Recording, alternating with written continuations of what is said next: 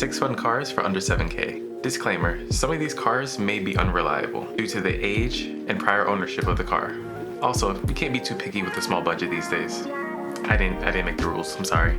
But don't let that discourage you though. You'll understand and drive your car better this way.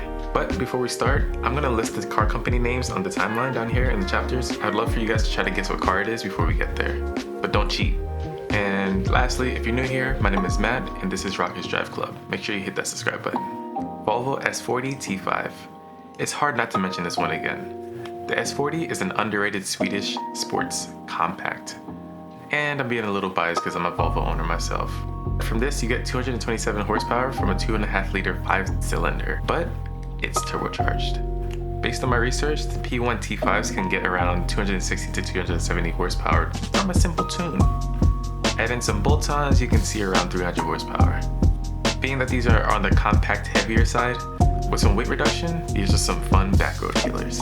You can find plenty of them for around $6,000 to $7,000. If you can, try to find one that's all-wheel drive as they come front-wheel drive, unless that's something you want. 2004 Acura TL, and generally any of these body styles. These may be a little higher mileage, but hey, it's a Honda. The TL has a J32 or a 3.2 liter V6. That sounds pretty insane. The TL outputs 270 horsepower and 238 pound-feet of torque. These cars are on the heavier side and they're hard to make a lot of power when you're on a budget. Don't expect a Hellcat Slayer or anything in the straights. You can definitely mod these TLs to do some damage on the track and on the twisties. Mini Cooper. I know this was a hard one, but hey yo! The Mini was one of the best handling cars I ever bought.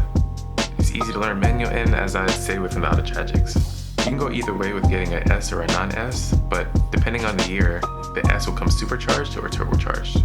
The non-S is naturally aspirated. I'm gonna be honest with you, it's overwhelmingly slow in a straight line, but they handle superbly.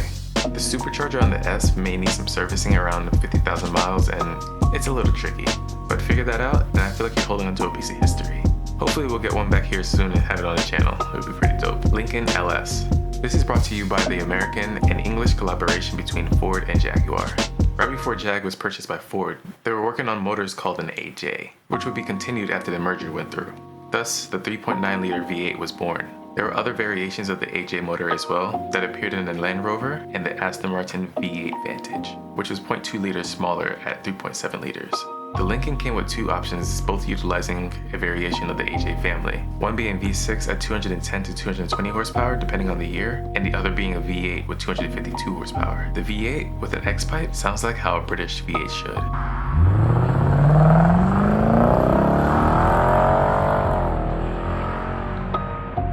Nissan Altima Coupe 3.5. This car falls in a weird place because it doesn't actually fit in anywhere.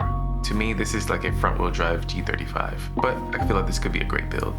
The Altima utilizes a VQ35DE, which I made a video about. Only two cons that I have for this car is that it's CVT and it's front-wheel drive. Why is that bad, you ask? It's bad because you experience torque steer, which is a result of having 270 horsepower and 258 pound-feet of torque being pushed through the front wheels only. Oof, that's a mouthful. It may be a little bit hard to find this on a budget, but if you're wanting to make a lot of power, look for a manual.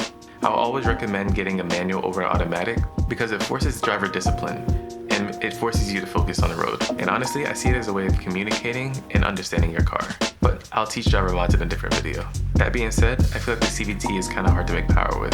Audi TT 1.8T. Alright, I know it says Volkswagen down there, but I had to throw a curveball. Yes, we know Volkswagen owns Audi, but doesn't this look a little sus?